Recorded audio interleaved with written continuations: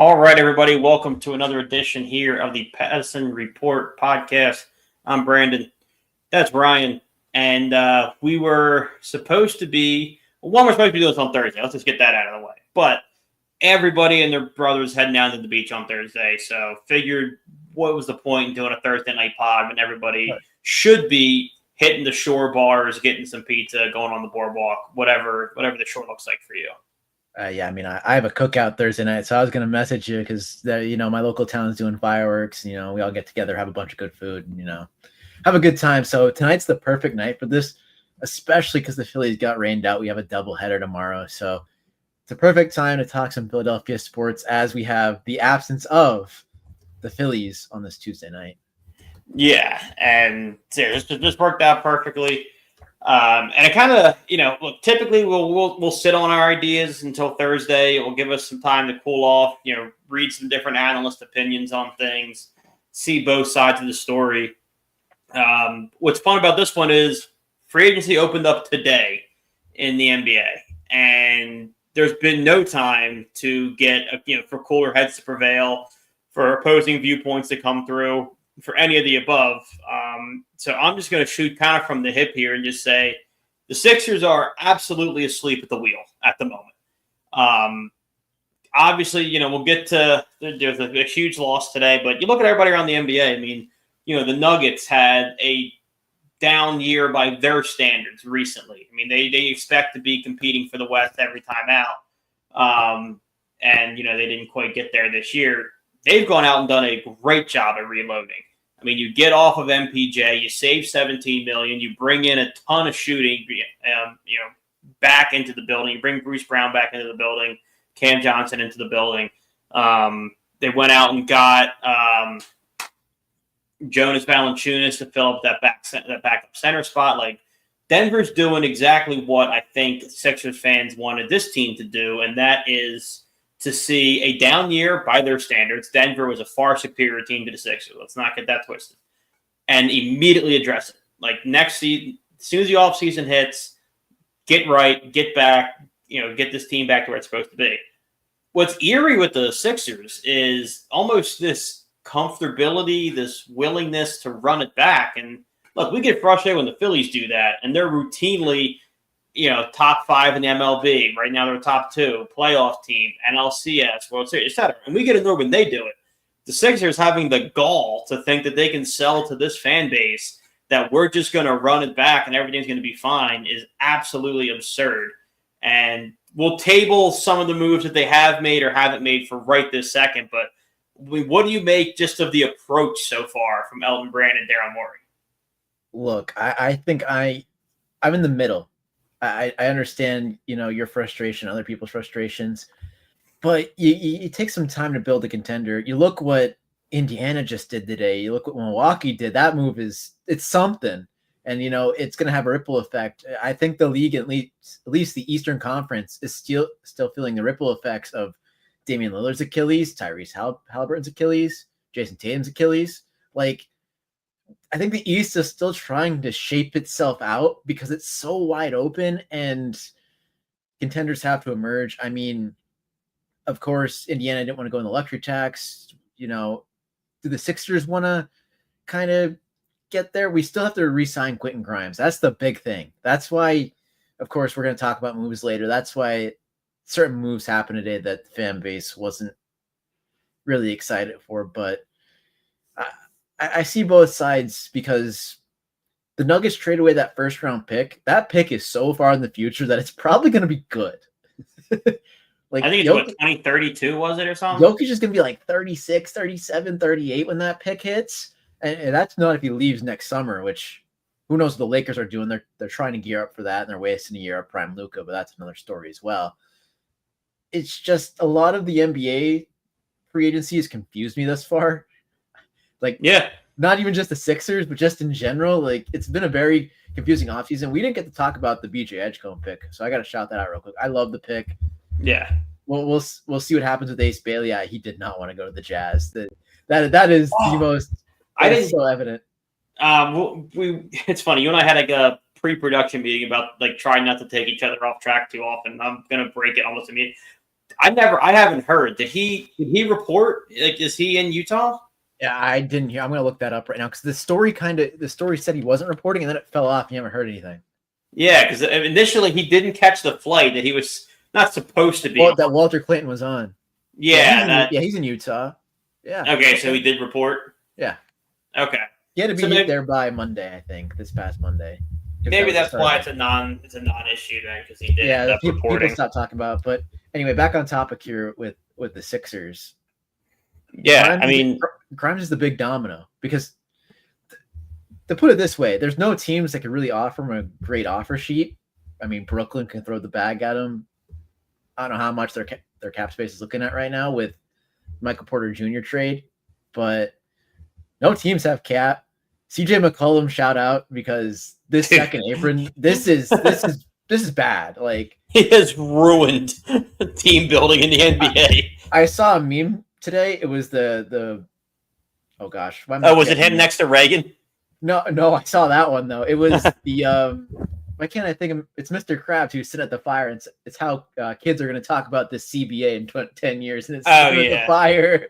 I saw the Reagan one too. That is, I mean, it's honestly bizarre. We've talked about it so much, and like I'm glad that it's coming to the mainstream more, because we talked about it in the past so much, and we've just hyped it up and about how it's a bad thing. And I mean, the Pelicans are feeling the brunt of it. They traded away their first. We didn't get to talk about that at all. Like, there's so many moves around the NBA in response to this first and second apron, which the Sixers with 3 stars they're very limited. So we'll see what happens, but that's enough CBA talk. It's bizarre, and it's going mainstream at this point.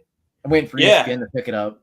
But you're seeing some of the overpays from years past. I mean, like, it's so interesting to think that that CJ McCollum, NBA player, negotiated really against the play. This is not a good CBA for the players at all. I mean, if you're not a star, your options pretty much include, some kind of a trade exception, the mid-level exception, or a multi-year vet minimum. Like, there's only 4 types of contracts now. I don't mean to throw anyone under the bus here, but I remember midnights when I know free agency started at 6 o'clock. Yeah, that was weird, but I remember. I no hate. Congratulations on the contract, Timothy Mozgov's 4 for $64. I remember that one. Yeah, but guys were getting I think that whole offseason, by the way, guys were getting the big bag, and then oddly enough, they negotiated against themselves. And I mean, Timothy Mozgov now, Timothy Mozgov. If that same guy hits, he's a mid-level exception. I mean, Clint Capella just got $8 a year from the Rockets, who are loaded, by the way. They're crazy, but yeah, Rockets are going to be nice. He's a third string center and got $8 million a year. I mean, who knows? Yeah, there are still some guys getting paid. There's still some guys getting paid. Yeah, I mean, Duncan Robinson got the bag today. I forget what his exact numbers were. I think it was 3 for 54 or 3 for 45. I might be messing up those numbers, but people are still getting paid in the NBA, but it's just, it was 3 for 45. You just can't do it anymore. Like, you hold out for the max. I mean, I don't know what teams are going to do next free agency. I want to talk about that later, because there's a bunch of big names hitting. I don't think there's not going to be enough cap to go around, it feels like. No. And you're going to see, I think this year, the big kind of shot across the bow would be Dame. To ever think a guy like Dame would be a cap casualty. Damian Lillard was waived for cap purposes is just such an insane statement that's coming out of my mouth. And on the flip side of that, look, Dame's nuts, obviously, because of who he is, and those guys should never really be cap casualty guys. But on the flip side, Miles Turner, not for nothing. I mean, he wasn't forcing his way to Milwaukee. He got lowballed by. He was just. So I've heard. What's up? He got lowballed by Indiana, so well, because Indiana refused to go into the tax on a down year because you got the punt for a year. Halliburton's not playing.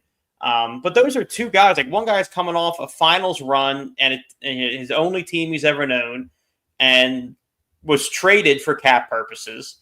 And then the team that he gets traded to, they have to make room for him, so they cut Damian Lillard for cap purposes.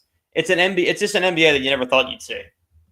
Yeah, exactly. And it impacts the Sixers so much because right now they're stuck in a landscape that existed, 8 to 10 years ago? Yeah. With Paul George, Tyrese Maxey, and building through a big three. Exactly. But they have the role players to do that 1 to 2 star method. They have Edgecombe. They're probably going to re-sign Grimes. You have McCain, Justin Edwards. Yeah, I mean, you had. I'm going to table that. Yeah, but you have. No, we're 10 minutes in. Like, I think that's worth bringing up. Like, I was going to say in a wide open East, which is what kind of you and I have been lamenting this whole podcast. It's like, and I'm interested to hear your thought because it seemed as though you might have used my greatest point of frustration with this move as kind of like an excuse or explanation for the move. Like, the muddiness of the East is exactly why I think if you're the Sixers and your window's rapidly closing, you've been given a gift. Tyrese Halliburton's out of the way. Boston, by and large, is out of the way. Indiana, I mean, obviously, Indiana's out of the way. Milwaukee, for the most part, seems to be out of the way. Like, the path is clearing. The only thing you really got to worry about is Cleveland and the Knicks. I'd also throw in a jumpstart Orlando Magic team. They've had an incredible offseason as well. I mean, I think you could, but with how talented the Sixers team is, Orlando shouldn't be an issue. The same way I could have included Detroit, but this team's talented enough where Detroit shouldn't be an issue. I just think Orlando has the guys where Detroit still needs 1 or 2 more. That makes sense. I think Orlando's got that core. It's going to take them a year or 2, but even then, I don't think they're ready yet. It's the Knicks, it's Cleveland, and like you said, it's the 76ers. And so the one thing you couldn't do is you don't want to let those 2 teams get crucial pieces.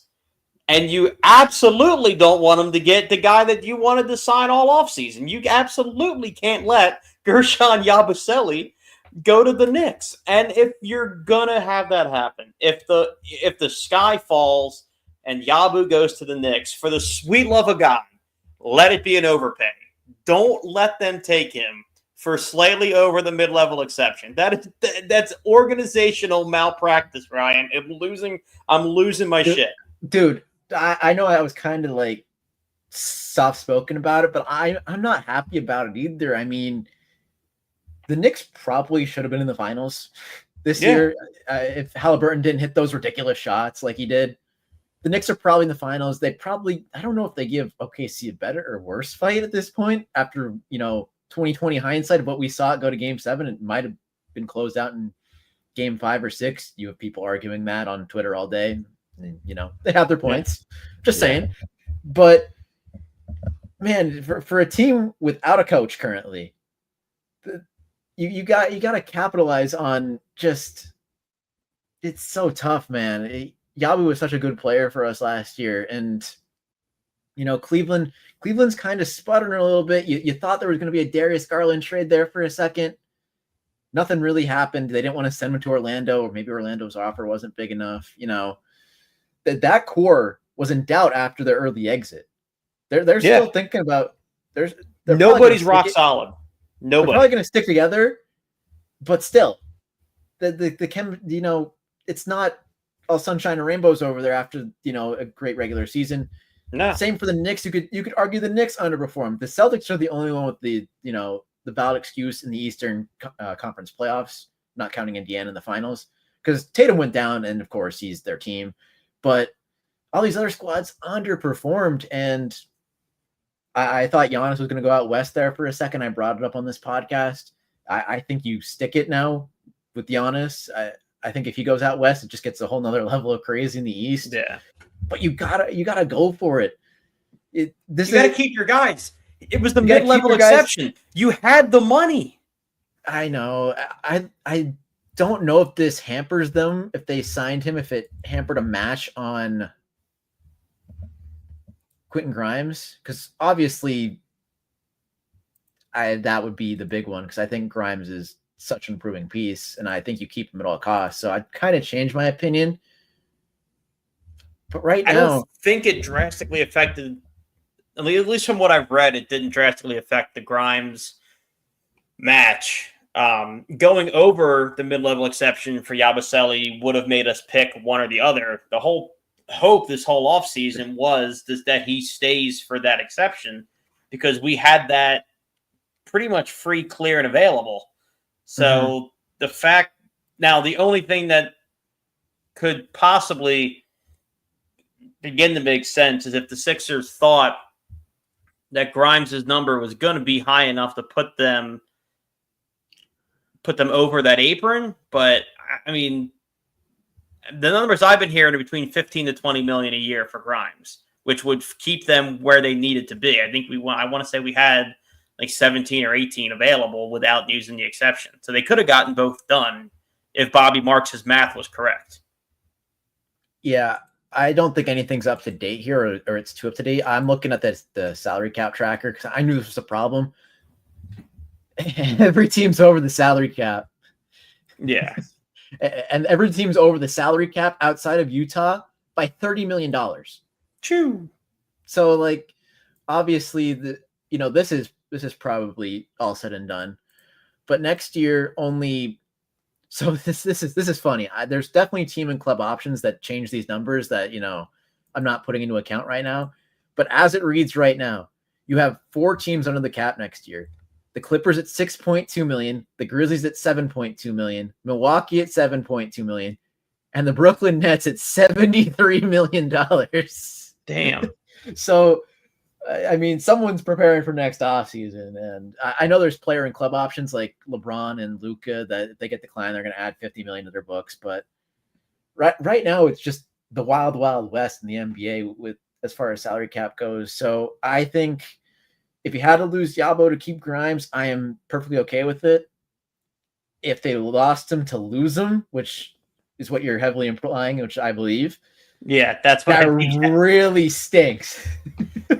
That's what it seems to be the case. That's why it's kind of mellow. I'm sorry, I'm talking over. That's why I was kind of mellow. I kind of thought we had to lose him to keep Grimes, but now I'm kind of angrier as the podcast goes on. Yeah, going in, I didn't think. That's what I'm saying. Like when I was going on that whole diatribe, like I didn't want to lose Yabusele, but if that post had come out and said, "Hey, look, Knicks 2 years 20, Knicks 2 years 18, whatever," like the Spurs were in on them. Like if it was a number that would have prevented me from getting Grimes, I would have gone, "Man, it sucks." Fuck the Paul George contract after 4 years of the Tobias Harris contract. Like we're just back in cap hell. I wish Yabu all the best. The reason I have beef is because everything we were hoping for, we were like, God, give me that mid-level exception. And then he signed to the mid-level exception somewhere else. That's my beef. Now, if we find out, when we see the Grimes deal, we'll know more. I mean, if Grimes is about to get paid and the Sixers are going to have to climb that ladder to keep him here, then maybe, opinions change a little bit. But as it sits right now, they lost him to lose him. And to New York, of all places, that just sucks. Yeah, I mean, what are you gonna do? It's tough to be a Sixers fan. You got to admit it at some point, Oh, it's devastating. It's the worst. You look across the parking lot. We say this way too much because we always look across the parking lot when we're talking about the Sixers. Yeah, because you have two models of success over there. You have Howie Roseman. Like, let's just put it this way: if Yabusele was an Eagle and he was contributing, how he would have extended him 3 years ago. I know it's a different sport, but yeah, like you keep him in the complex no matter what. But it's just I get so discouraged by ownership of the 76ers. I just every time it comes up, the playoff series where the Knicks kind of bought a little too many tickets, Yeah, it's because they don't care. I know. And then you see Jeff Lurie and you see Middleton, which they haven't won it yet, but you could tell Middleton was clearing the pocketbooks and trying to win. Like it was very obvious what he was trying to do. It's very obvious what Lurie's trying to do. And that's the weird So that's the weird part with the Sixers. And I had this debate with somebody at work today. And I don't look, I hate Josh Harris as much as the next guy. I think it's he owns a team in the wrong city if you think that you're going to be able to own a team in Philly, Washington, and New Jersey and have everybody be all kumbaya about it. That's just not how things work here. If you're going to own a sports team in Philly, you got to be like Jeffrey Lurie. You got to be obsessive about it. That aside, one of the things that he gets a lot of shit about that I think is the least of our problems is that he doesn't spend on the Sixers.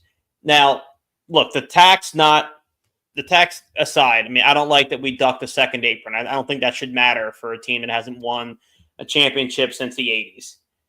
The Sixers spend money.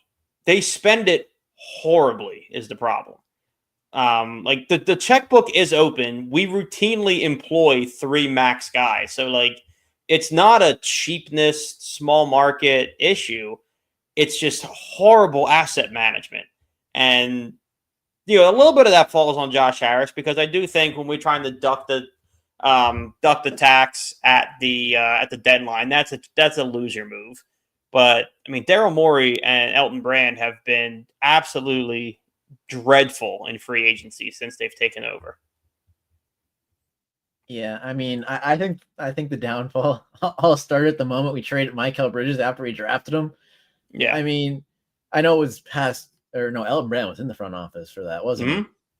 That was that. Well, wait. It was 2020. I'm pretty sure. No, it was way before 2020. Because I think that might have been when Brett Brown was at the. It was like 2019. Actually, might have been 2018, 2019.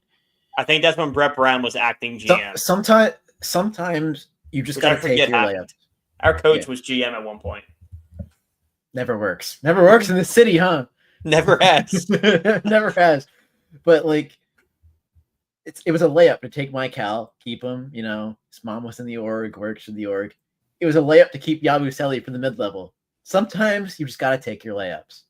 Howie learned that. Howie took his medicine. For the longest time, that dude, he was like, what's the, that movie Coach Carter, where he couldn't get that one dude to shoot layups. He would always back it out and take the 3.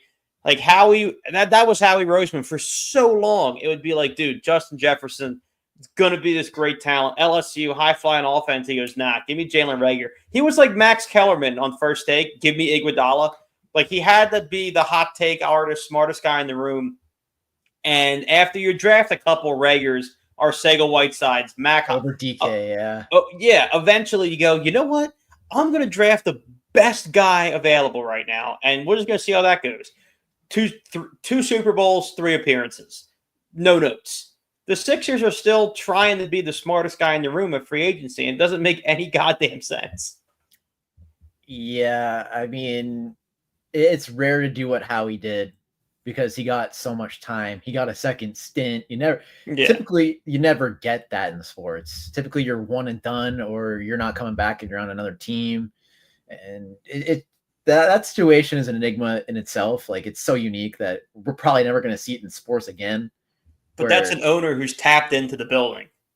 Exactly. Like that's Jeffrey Lurie. Yes, that's Jeffrey Lurie knowing the ins and outs of every person that works for him and knowing that Howie was going to come back with a vengeance. They sent that man to the corner. He was in the closet. They sent him all the way across the building, and he came back. And look at where the Eagles are now. It's impossible to not compare. See, that's something about the city as well. Like, it's impossible not to compare. And like, I've said it before here that the Sixers got a little bit of a grace period because right when they were kind of, faltering a little bit, the Eagles are going on their run and everyone just kind of forgot about them. Yeah, this year they were second fiddle, and that was the best thing for them. That's what happened. Like they weren't good, but nobody cared because across the parking lot there was a party going on every Sunday till February. Like it's so difficult. Yeah, everything was good. Everything was great, and then you turn around, Super Bowl's over. You celebrate, of course. The city came out in bunches for that, so that took out most of February as well because everyone was still celebrating. So you're in March, and you turn around and you go, "Oh, the Sixers are how many games under 500?" Yeah, by the time you checked back in, it was over. But by the time you check back in, you look through the window, you're like, "Huh?" Like, All what right, I'm happened? gonna leave you alone until next year. Now next year's here, but it is. And look, today's been a bad day to be a Sixers fan. There's been so many. I do think it is worth noting, and this is where I'll be objective. I do think Daryl Morey has done a horrible, horrible, horrible job with the trade market, and the free agent market, and the buyout market. Most of his job he's been atrocious at. The one thing that they do tend to do well as of late is they do identify value and they do draft pretty well. And I thought this year there was a good example of that because there was every trap possible for an organization that's run as poorly as the Sixers to fall into. I wouldn't have been surprised if it took Ace Bailey. It is a Sixers thing to do. And seeing how that worked out, I think taking PJ Edgecombe was the perfect fit. I mean, he's going to fit in with the city great. He was in the gym the next day, putting up shots, working out. All the guys that met him. I mean, Tyrese Maxey is one of the hardest workers in basketball. I mean, he's in the gym probably 360 days a year. When he endorses a guy and says he works hard, I take that to heart. So I think the Sixers are going to get a high effort, high energy, defensive, gritty dude who's going to take some time on the offensive end. That's going to be okay. But it's a lot better than adding Ace Bailey to the circus that is already going on at the formerly known as Wells Fargo Center. Yeah, that would have been a tough pick. Obviously, there was draft night shenanigans around Ace Bailey, how, he tried to pick his spot. And yeah, look, I've said this before. When you try to pick your spot, you get punished. Like, the league. You wind up in Utah. You wind up in Utah, and you wind up in Cleveland. I've compared this before. It was Shedeur, where the redraft stuff and trying to dictate things, it doesn't work out, and the league says, you didn't want Philly, you didn't want the East Coast. Enjoy Utah. Enjoy warm beers. He did want the East Coast though. He didn't want Philly.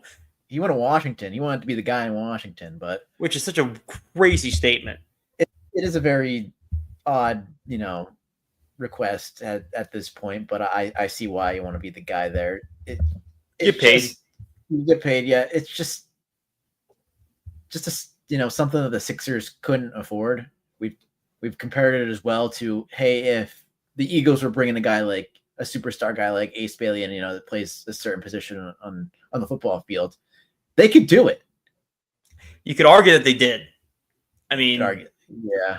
Jalen Carter was shrouded in bigger issues than Ace Bailey is currently dealing with. And the Eagles knew what they had in the locker room. They knew they had BG. At the time they had Kelsey. They had the culture, and he's been a model teammate, citizen, the whole 9 yards. Saved the Super Bowl. Yeah, I mean, and, he's already hinted at the fact that, look, I'm going to get paid, but not at the expense of the defense. Like, he's already kind of fallen right into the way the Eagles operate. But you got to know that you have a team that can do that. The Sixers don't have that, so they couldn't take Ace Bailey. They don't have that culture in the locker room to reel him in, because who's going to do it? Joel's not going to do it. PG hasn't expressed any interest, nor does he have the authority to do it. Like, you just couldn't. You needed to get a high character guy. Yeah, and like I watched Edgecombe's interview after he got picked, and man, I'm generator one. Yeah, I'd be rooting for the guy if he got picked anywhere. Like, he's just one of those guys you want to see succeed and get.